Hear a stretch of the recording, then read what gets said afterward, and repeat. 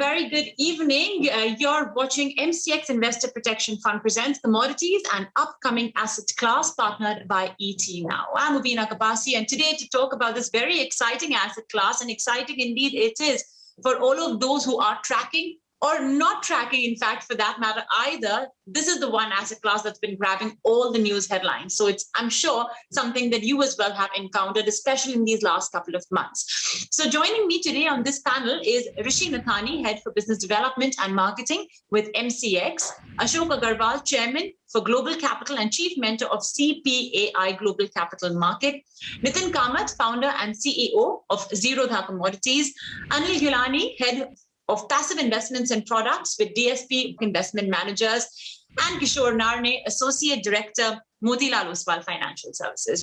Gentlemen, thank you so much for joining us today on this session, which I hope will be very educative for all of our viewers just tuning in, to sort of give them a gist of what exactly it is like to trade, to invest in commodities, and the kind of opportunities that are there out there. Usually when we talk about trading or investment, our first port of call is usually fixed deposits, gold. Then you come to equities, and commodities usually is, something that we perceive it to be as quite complex, as something that, it does not really play a part in a retail investor's portfolio. But Ashok, let me start off with you first. Why do you think that it's high time India's retail investors access the commodity market? If you don't do commodities, it will be difficult for you to beat inflation. Because let us say, take the case of gold, as you said, and return-wise, if somebody invested in gold in 2010, when the rate was around 14,500, he has earned a return of around 11.2%.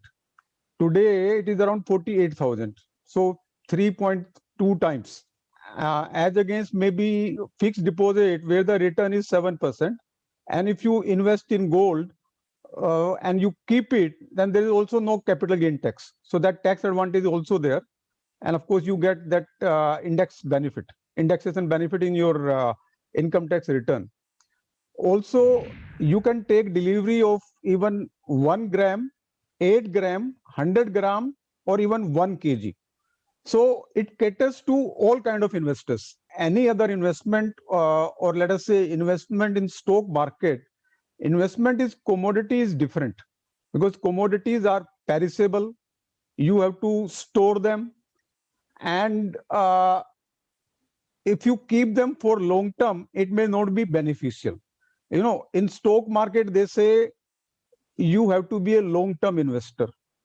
In commodities, maybe except bullion, you need not be a long-term investor. So you have to decide what you want to do.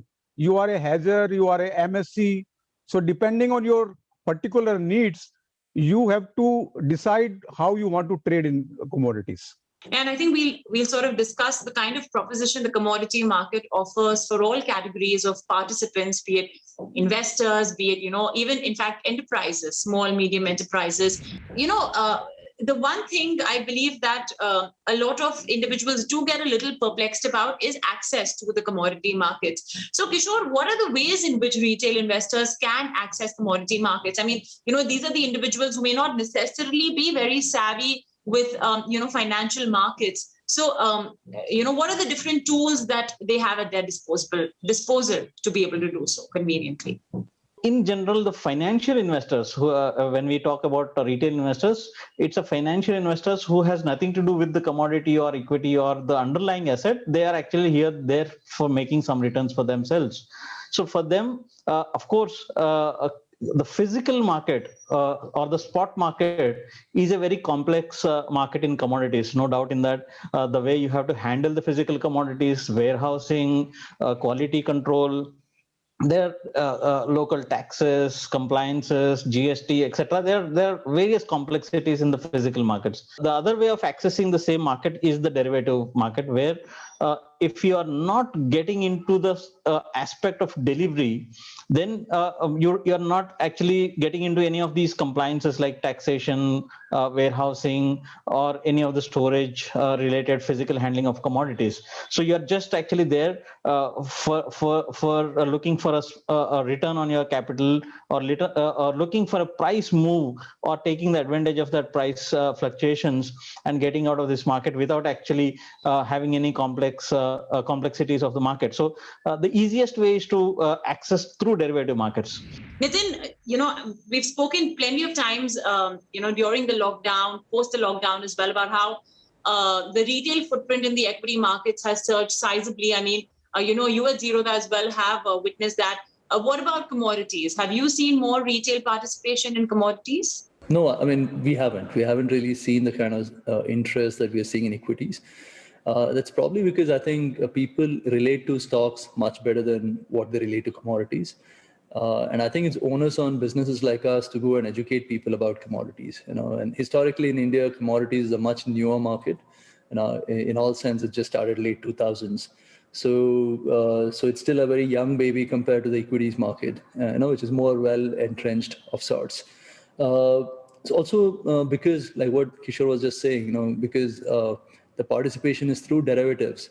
Not everyone understands derivatives very easily. It takes some doing before a person can enter the markets.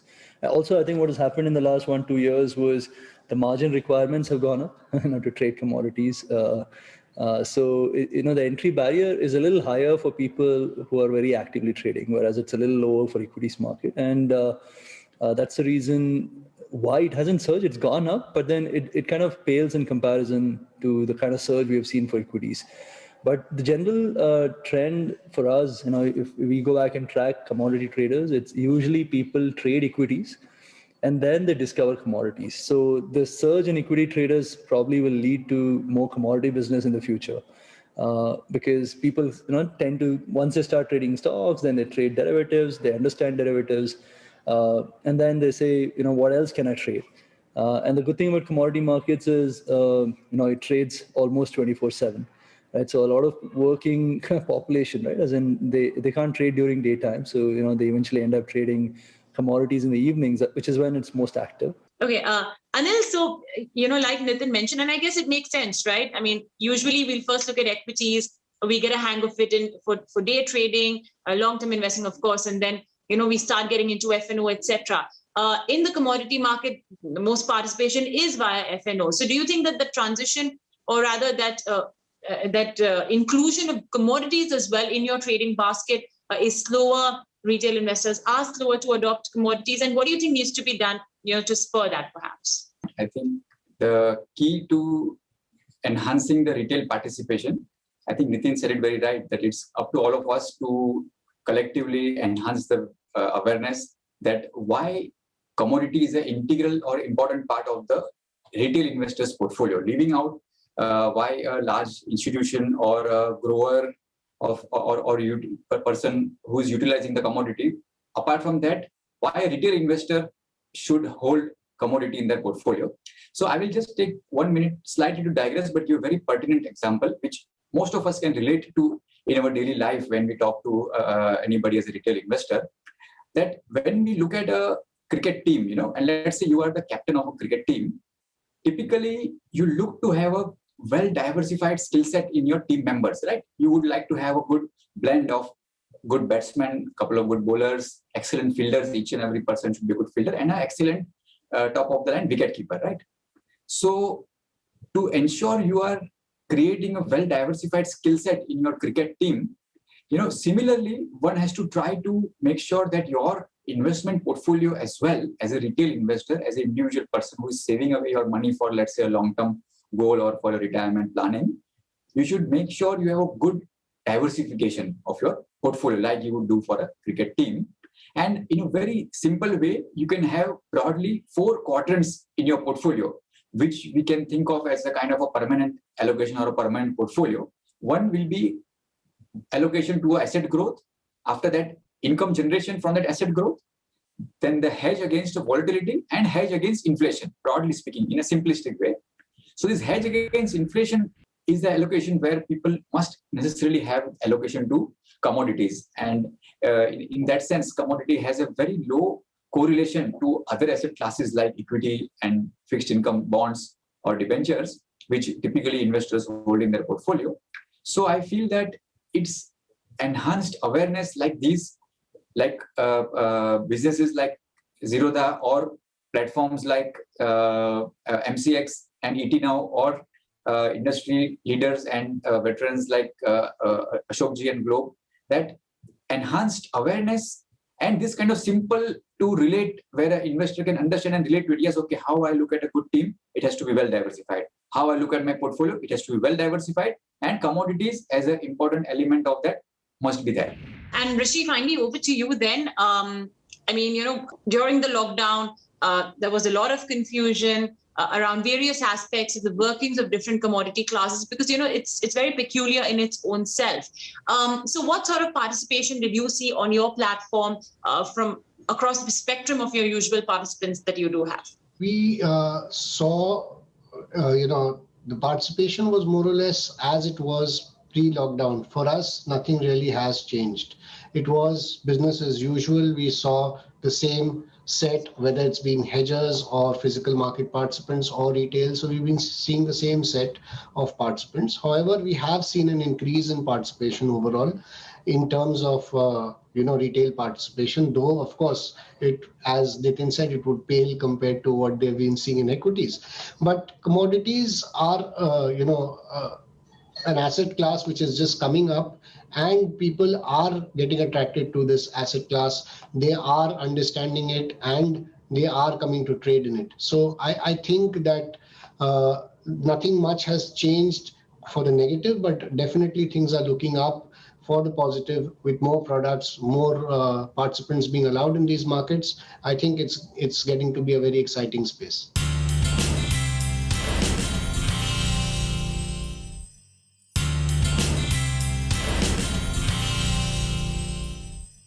Ashok, where would you recommend a newbie commodity investor, if any of our audience is watching, I'm sure they've gotten interested, where would you recommend they start off from the plethora of ways in which one can start investing in commodities? I think if you are a new investor and you don't have any experience, better is you go through a mutual fund, because that is the safest bet, or a ETF.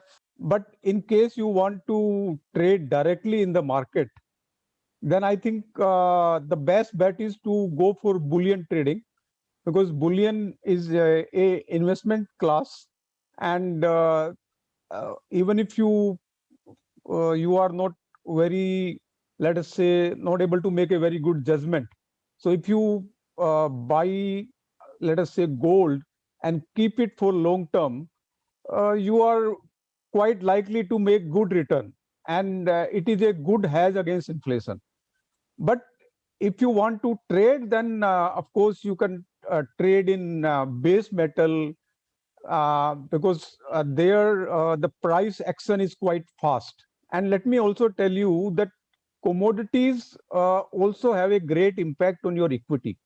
So let us say if you are trading in rubber, it will also give you an insight whether you should invest in a tire company or not.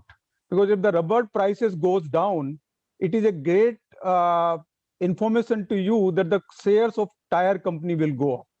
So if you are, let us say, trading in steel, the price action will give you an indication that, okay, if the prices of steel are going up, steel shares are a good bet. So as Anil said, if you keep a diversified portfolio, if you invest in equity and also in commodity, then maybe you will be a better investor in equity than in a scenario where you invest only in equity.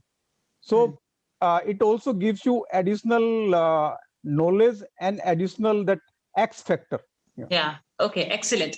Kishore, you mentioned about how the one thing that all traders, especially the ones who are new, should be cautious of is the whole leverage bit. So what sort of warnings, if you would like to give all newbie traders in the commodity markets, all the common mistakes that these traders could make? There are three things which I would like to highlight as risk factors. One is, of course, the leverage. That's the primary thing, because you are trading significantly higher number of times than your capital. So basically, if you're trading gold, right now, the leverage is around 10 times, but in a normal condition, it used to be 20 times of your capital.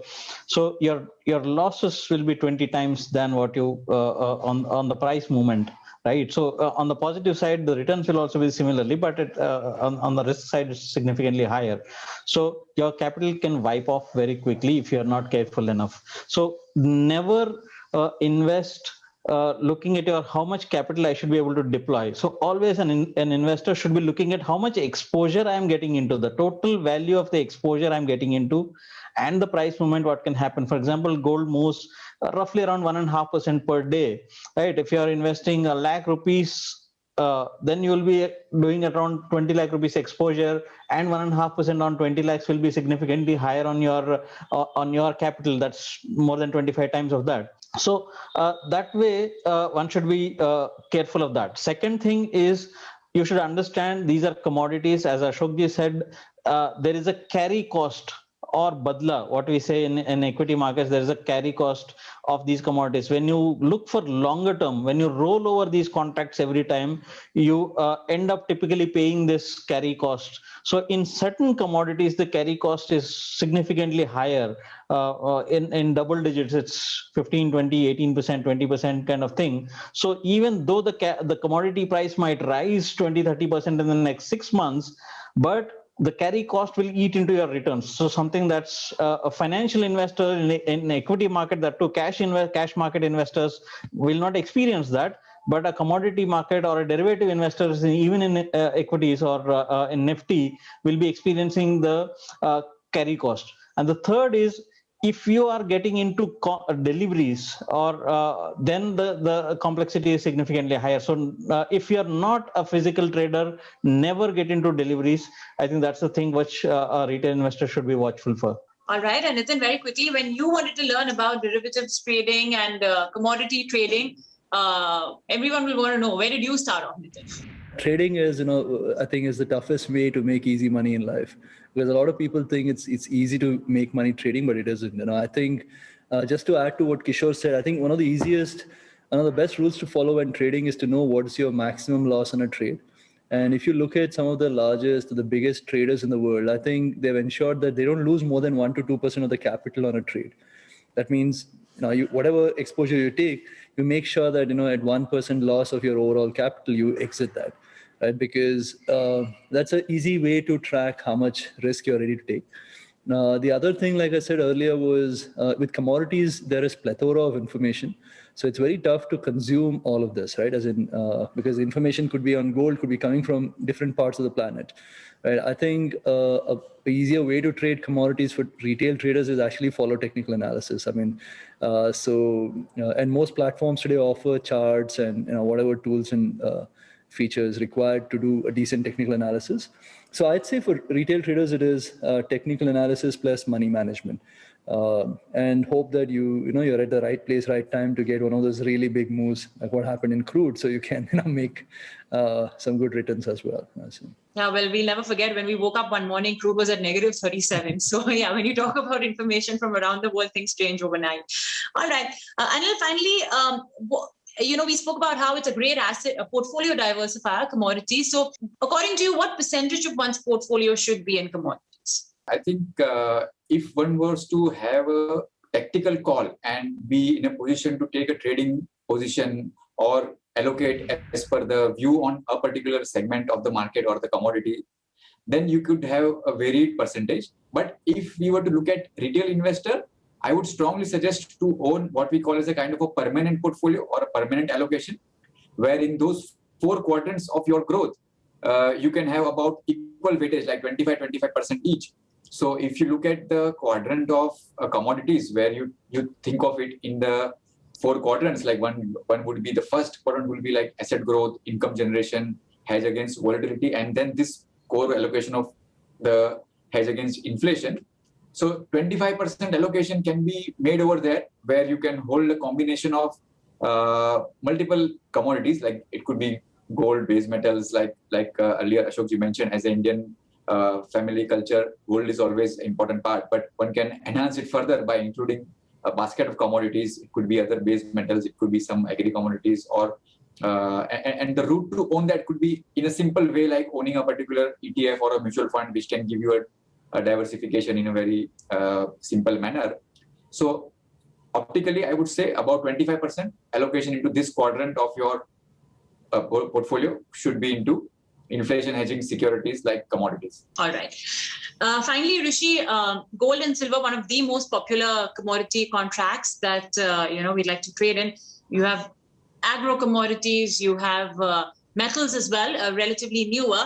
But what are the other products then available in the commodities market that traders can trade or invest in, or businessmen can utilize for hedging? Recently, the index futures being launched, and we've got two index futures at present, one on bullion and the other on base metals. So actually, they provide you a portfolio approach to investing, and they are cash settled products, very easy to understand and not very costly products in terms of size of the contract. So the margins are also pretty reasonable. So, people can take exposure to these index futures, and so in a base metal index, ideally you would have copper, lead, zinc, aluminum, and nickel all together. So if you're betting on economic recovery, you don't need to, buy all of them separately or vice versa. You can just, take that index future position, and you can have access to all base metals. Similarly, if you are betting on bullion with all the central banks printing the kind of money they are, and you see that as a hedge against inflation, then naturally you can just take exposure to the bullion index, and thereafter you can just sit pretty. So I think more and more products will come into the commodities markets, more and more participants will come into the commodity markets, and I have seen historically that any market would grow only when it is more and more financialized. Like in equity markets, you saw when DMAT came in, the volumes just exploded. Similarly, in commodity markets, people earlier, the first question I was asked is, if I buy, a contract, will it land on my doorstep? So will a truckload of commodities land on my doorstep? So that's not the fact. The commodities will be in the warehouse. The warehouse receipt will be extinguished and dematerialized, and you can trade that. So with the financialization of commodities, the commodity markets will also grow. And the beauty is, for end users, it is physical, and for financial traders or participants, investors, it is financialized. So you get the best of both worlds. All right. Okay. Well, a market that's not used very often, but we hope that with the help of this conversation, we have spurred a lot of,